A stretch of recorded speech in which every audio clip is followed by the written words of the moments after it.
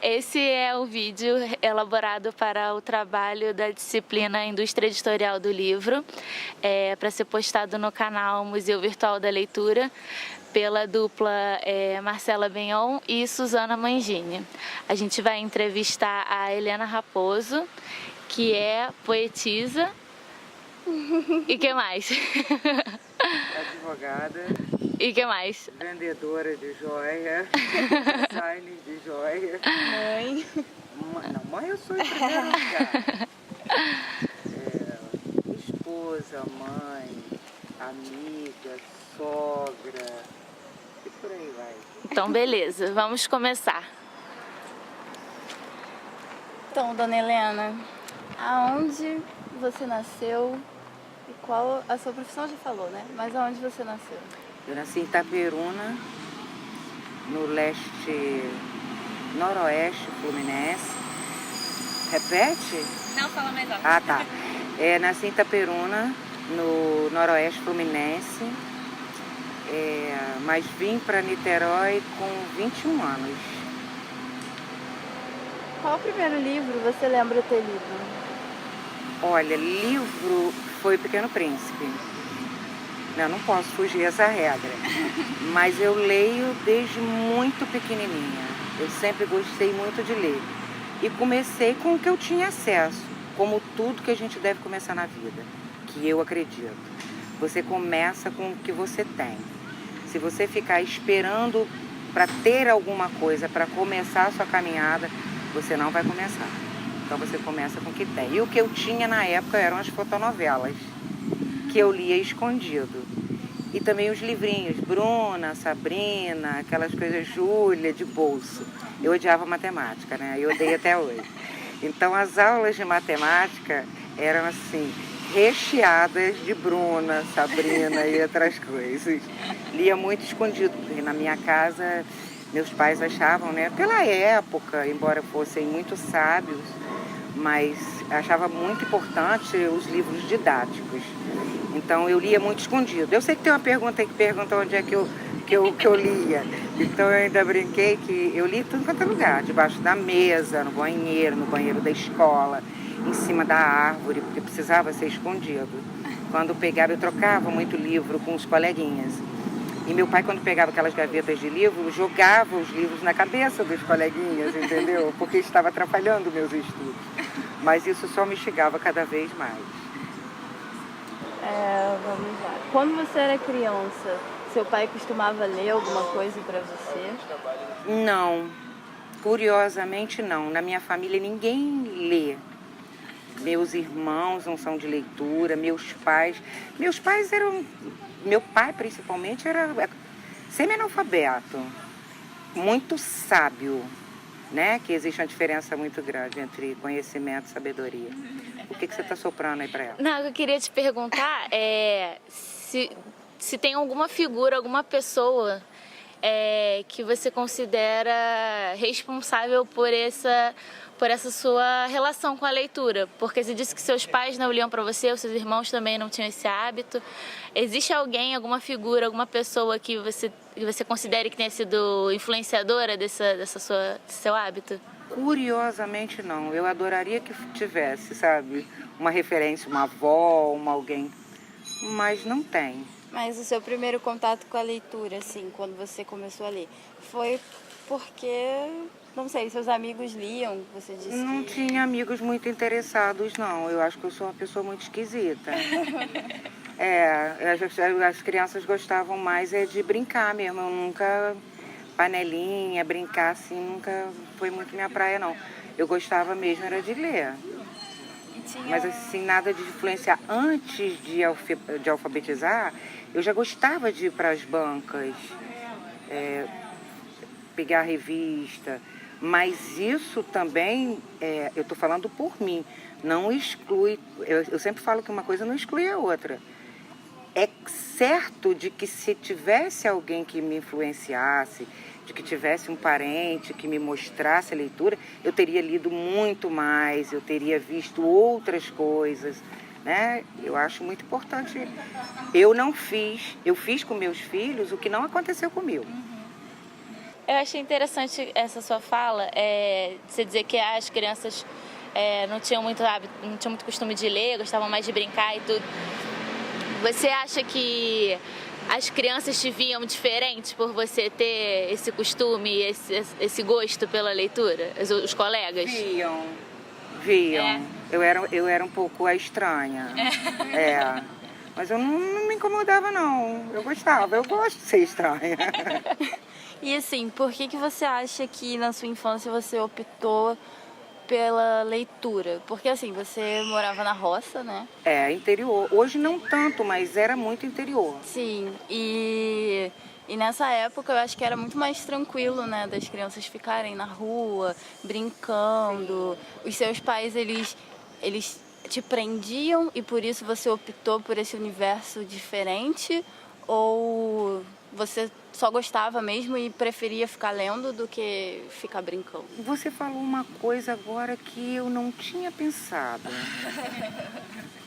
Eu não tinha pensado nisso ainda, mas eu acredito que sim. A gente brincava perto de casa e tudo, mas eu fui muito presa, né? Nós éramos muito controlados, não podia ter muito coisa. Barzinho, essas coisas depois de adolescente, boate. Eu não aprendi a gostar disso. Porque era tão proibido que eu tomei nojo. Aí depois, quando eu conheci, eu vi que não era minha praia. Mas pode ser isso, sim. Por que eu acho que pode ser isso? Eu gosto muito mais de ler, aliás, não tem nem comparação, do que filme. Eu não gosto de filme. Eu não gosto de televisão, eu não vejo novela. Nunca acompanhei novela, as meninas do interior acompanhavam, até as de hoje, né? Acompanham, gosto. Já baixo os dramas da minha vida. Obrigada, não quero. Eu gosto de ler porque eu gosto de fantasiar. O rosa que eu estou vendo no livro não é o rosa que você está vendo, provavelmente, ou o rosa que o diretor vai colocar no cinema. Então, eu sempre gostei de fantasiar. Então, talvez por isso eu ficava mais em casa e me apeguei muito nos livros, né? Cada um se apega na sua muleta. Hoje em dia é o computador, né? Deixa eu te perguntar uma coisa. Você falou que os seus pais não tinham muito hábito de leitura e tudo mais. Então, assim, da onde é que vinham esses livros? Eles compravam os livros? Não, papai não comprava livro não, filha. É só livro de colégio. Isso era da banca. Tinha uma banca de jornal no centro da cidade que vendia livros antigos. Né? E eu também só podia comprar antigo, né? Porque não tinha dinheiro para comprar do outro. Graças a Deus hoje dá para comprar, mas naquela época não dava. Era tipo um sebo, só que nas bancas. Aí tinha fotonovela antiga. Aí eu fiquei muito amiga do moço, né? Benza a Deus. E ele me emprestava muitos livros. Veio basicamente dali. A biblioteca da escola era muito pobre, né? Eu estudei a vida toda em escola pública, que naquela época era maravilhosa. Você falou de uma pessoa assim que eu me lembro muito, que hoje não, de muitos anos, eu gosto muito da Adélia Prado, por conta de uma professora de inglês. Ah, tá vendo? Sempre tem alguém. Uma professora de inglês. Ela era apaixonada, né? Pela Adélia, pela Cora, mas a Adélia foi uma coisa assim que me marcou muito. Que tudo dela chegava a enrolar a língua para poder falar da Adélia. Então, até tem muita coisa dela. Mas tem, assim, referências, né, a miúde, mas uma figura exatamente, não. Mas essa era uma mesmo que me emprestava livro. Você acha que da sua infância até a sua adolescência, você diminuiu o ritmo da leitura ou você aumentou? Não, eu aumentei. E da adolescência à fase adulta? Também. Eu estou numa fase decrescente, né, minha filha, na vida, porque quando você chega num determinado... Eu não vou nem dizer idade, não, porque eu conheço velho troncho e conheço jovem muito sábio, né? Tudo depende do ângulo que se vê, né? Mas a gente vai declinando. Eu tenho lido menos, porém, livros mais densos, né? Eu já comecei a ler Saramago muitas vezes e não conseguia terminar. O ensaio sobre a cegueira eu já peguei umas 5 vezes. Entendeu? Hoje já é diferente, porque tudo que você leu lá para trás facilita a sua leitura de hoje. Eu estava falando até com Marcela que a leitura, para mim, ela é muito mais do que ler. Ela é um estilo de vida. A leitura, ela abre seus olhos da mente, os seus horizontes. Tudo que você vai lendo e você vai empregando no teu dia a dia, sem decorar, aprendendo aquilo. Primeiro que quando você aprende, você não esquece mais. Não é importante que você saiba que esse texto é da cor, esse texto é disso. O importante é como que você absorveu aquilo e como você coloca aquilo na sua vida, né? E a leitura facilita, assim, na transigência com o outro, na tolerância, na compreensão. Essa coisa de fanatismo, eu falo muito com ela, com relação a tudo, cega muito as pessoas. Só lê um tipo de coisa. Eu adoro o Irving Allen, que até eu vou deixar depois para vocês, que é uma coisa que é muito interessante. Eu gosto muito de filosofia, mas eu leio também Marta Medeiros, entendeu? Eu leio bula de remédio, minha filha. Se tiver, eu quero é ler. Não tem como você não tirar nada de positivo numa determinada leitura. Você pode pegar um livro titica. E outra, você lê ele hoje, é uma coisa. Daqui, não vou dizer nem um ano, porque um ano é muito. Daqui 3 meses você lê, dependendo do seu estado emocional, você vai tirar alguma coisa daquele livro. O Pequeno Príncipe, por exemplo, para mim, é uma experiência e tanto, né? Porque quando eu li, eu achei lindo. Hoje, se o Antônio estivesse vivo, a gente ia ter que brigar muito. Né? Porque eu discordo muito dele. Na época eu concordava, porque eu achava aquilo tudo muito bonito. Mas quando você começa a ver outras coisas, desconstruir aquelas ideias, aquele seria eternamente responsável por tudo aquilo que cativas para mim, aquilo é uma raiva que ela arrebenta qualquer ser humano. Deus o livre! Não, que isso, gente? Não posso. Não tem condição de me responsabilizar por um sentimento que é seu. Mas é aquilo, depende do contexto que se lê e que se enxerga esse responsável por tudo aquilo que cativa. Helena, você estava falando sobre o Pequeno Príncipe. Eu queria te perguntar quantos anos você tinha quando você leu ele pela primeira vez? Então, eu li o Pequeno Príncipe pela primeira vez com 5 anos. Foi na alfabetização. Foi inclusive esse moço da banca, que eu falei que era tipo um sebo, que chegou essa novidade lá e eu estava vendo os desenhos, me interessei pelo elefante no chapéu e ele me emprestou o livro e eu levei para a escola. E eu me lembro até do nome da professora. Era a Rita Portugal. E tia Rita acabou aproveitando esse livro para ler para a turma. E eu não me lembro se eu tinha falado com você que naquela época, que como que a leitura vai mudando, né? Naquela época eu achei o livro lindo, fofo, achei interessante, né? Fantasia de criança. E que se o Antônio tivesse vivo, nós teríamos problemas seríssimos hoje em dia, porque com o tempo você vai desconstruindo aquilo, com as outras coisas que você vai aprendendo, né? E você vai desconstruindo. Aí eu não me esqueci de falar do Serei Eternamente Responsável por Tudo Aquilo que Cativas, que é a parte do livro que eu ainda dei aquele jamais! Me inclua fora dessa, que eu não concordo. E outras coisas também. Mas eu também vou levar em consideração que, assim, nada é atemporal realmente, porque existe o tempo que ele escreveu aquilo, existe um contexto dentro do que ele escreveu. Certamente, se hoje ele estivesse aqui com novas experiências, ele também pensaria de forma diferente. Então, a gente não vai brigar, não. Pode perguntar. Nos últimos... Vamos lá. Qual tipo de livro você tem lido hoje em dia?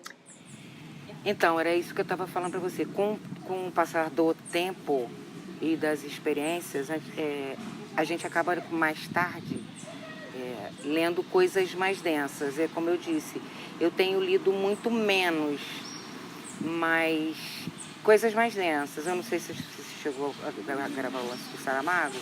Eu peguei Saramago para ler várias vezes quando eu era mais jovem, mas aquilo me torrava. Hoje eu consigo ler, porque é um livro mais denso. É uma leitura mais madura. É uma leitura mais madura, sem sombra de dúvida. E que talvez se eu não tivesse lido aquele monte de bobagem, entre aspas, né? Que nada é bobagem para ler. Antes, hoje eu não conseguiria ler. Então, hoje em dia, é uma pergunta boba, né? Você se vê como leitora? Leitora? Eu sou uma leitora devoradora, quanto mais livros, aquilo que eu te disse, bula de remédio, o que pintar eu leio, porque eu acho que toda leitura tem uma coisa positiva. Tudo, a bula de remédio, óbvio que é brincadeira, né? Mas toda leitura. E que uma coisa que você lê hoje que parece bobagem, você lê daqui a um mês, você vai tirar proveito de alguma forma. E como eu tinha falado anteriormente, que eu não sei se você gravou, que a leitura é muito mais do que ler o livro, é sentir aquilo, é você absorver aquilo que você está lendo. Não é nada interessante você, eu li 20 livros esse mês. O que você tirou daquilo? Você decorou? Como tudo o que você aprende na vida, você não esquece. Você pode não lembrar o nome do autor, o nome do livro, mas aquilo que você leu, gente, ler é aprender. E aprender nunca é demais. Saber não ocupa espaço. Facilita a tua vida em qualquer lugar do mundo, ainda que você não fale a língua do lugar. Você acha, então, que talvez você tenha ido mais para o lado da poesia, para tentar passar para as pessoas de uma maneira, vamos dizer assim, mais curtinha, essas experiências que você tem com os livros, assim, por exemplo? Olha, essa coisa da poesia foi, assim, muito interessante, porque eu gosto de escrever desde pequena. E assim, eu vejo que as pessoas se intitulam escritores e poetas, né? E eu costumo dizer que poeta eu não sou, né? Poeta é meu querido Manuel de Barros, que é vai falar que eu amo, Mia Couto e entre outros. Patativa de Assaré, que poucos conhecem, né? Que eu também adoro. Mas me deram esse título aí de poeta e eu aceito, né? Mas é uma forma, assim, de passar a experiência de uma forma simples e para todos. Porque nem todos... a gente está falando de leitura via redes sociais, né? Quando eu abri a minha página no Facebook, Helena Raposo, não foi para escrever nada de poesia. Eu abri essa página para postar o meu trabalho, que é design de joia, venda de joia. E sempre que eu postava um brinco ou um colar, eu escrevia alguma coisa sobre. Se fosse uma peça azul, eu escrevia alguma coisa. E começaram a se interessar até mais pelo que eu escrevia do que pelas peças. E eu acabei passando minha experiência de forma curta, porque nem todos que estão ali, que acompanham, que me seguem na página, têm acesso a livro físico, né? Então, é muito gratificante que eu lanço muito mão do astral, né? Que muitos não acreditam.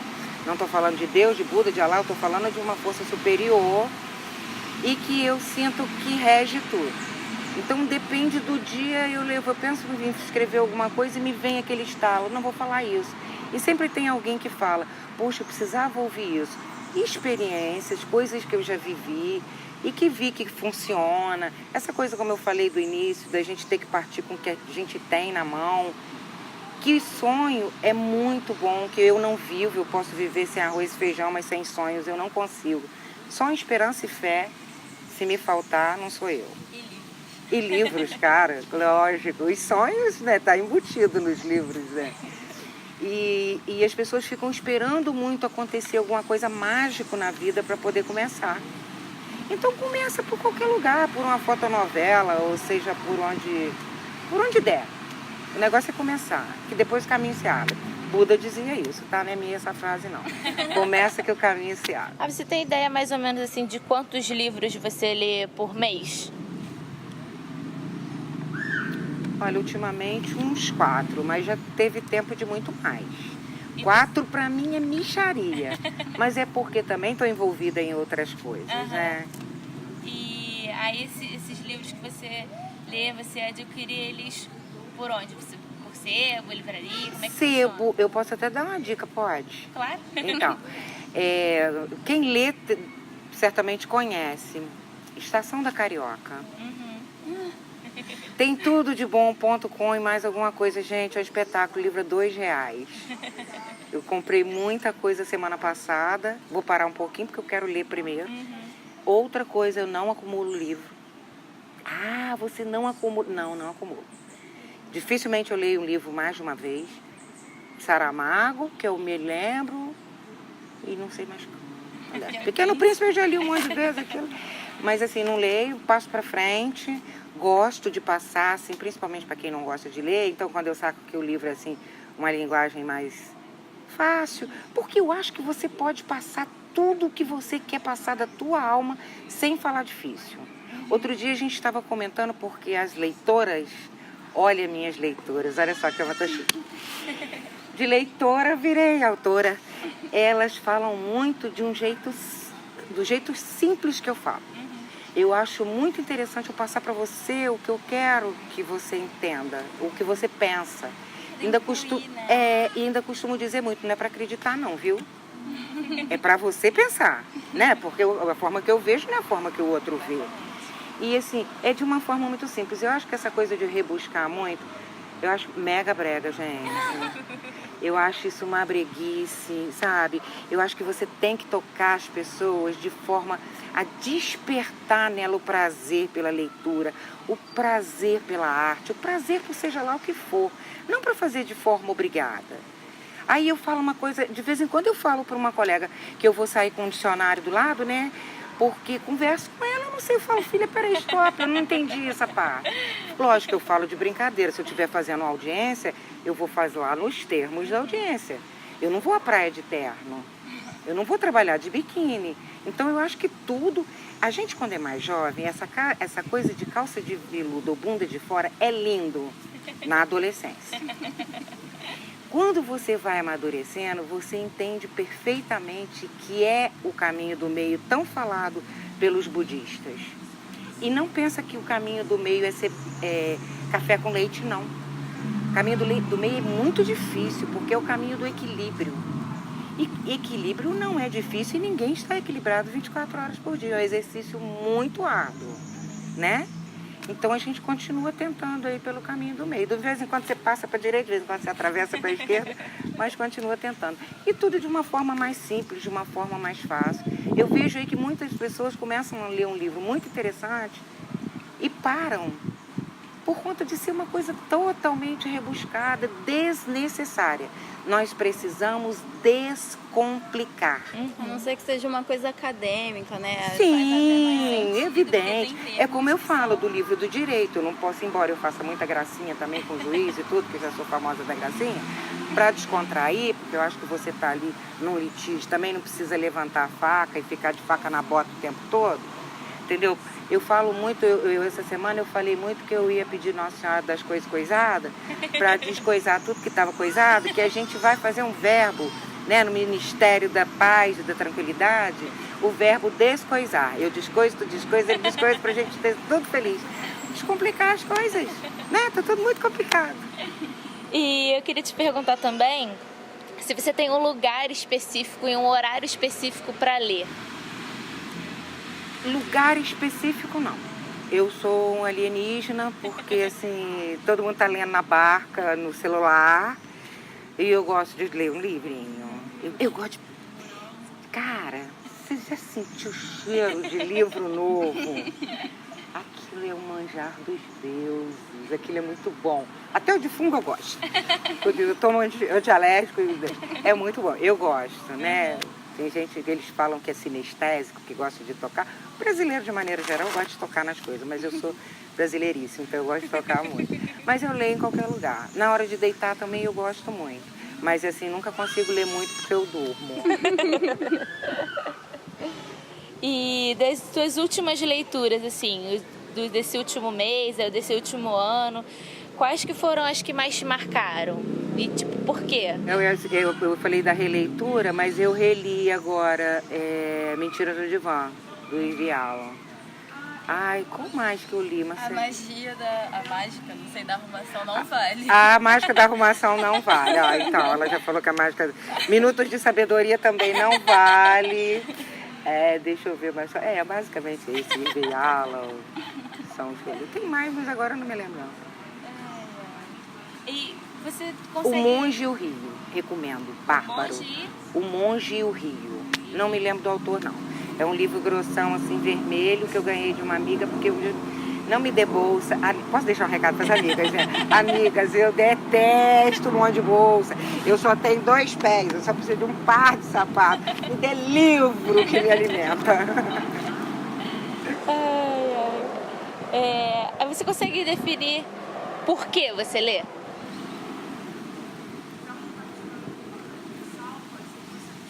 Por que eu leio? Eu leio porque eu gosto de viver. E eu acho que eu não viveria como eu vivo se não fosse a leitura. Você acha que a leitura te tira um pouquinho da realidade, te faz flutuar? Não é que ela me tire da realidade, mas ela me mostra outras verdades.